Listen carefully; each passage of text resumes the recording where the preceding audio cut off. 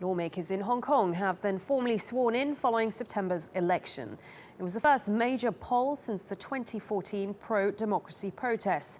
Among those taking their seats was a leader of the so-called umbrella protest movement, 23-year-old Nathan Law. He was joined by Leung, who held up a yellow umbrella and shouted slogans against the communist government in Beijing, whose supporters still hold a majority of seats in the Legislative Council. Pamela Ambler has the latest from Hong Kong.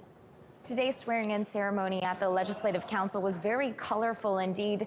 There was the Legislative Council member nicknamed Long Hair, who came in holding a yellow umbrella, calling for universal suffrage, calling for the chief executive, Leung, to step down. There was also the pro-Beijing legislators who did her swearing in the language of Mandarin Chinese instead of using the official language here in Hong Kong, which is either English or Cantonese. We also saw the tearing up of documents and showing of defiance. There is the tearing up of white papers, which outlines the Hong Kong election framework for 2017. There's also the papers that outlines today's ceremony and what they can and cannot say, asking them to follow protocol. There's also a lot of people showing defiance through gestures, through speaking very slowly.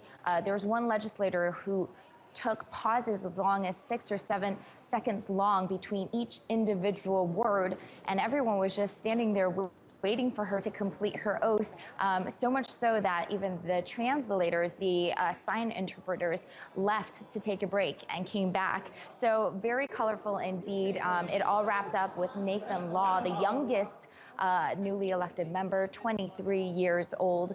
He came in and he asked why 3 of the legislators who took the oaths were not valid.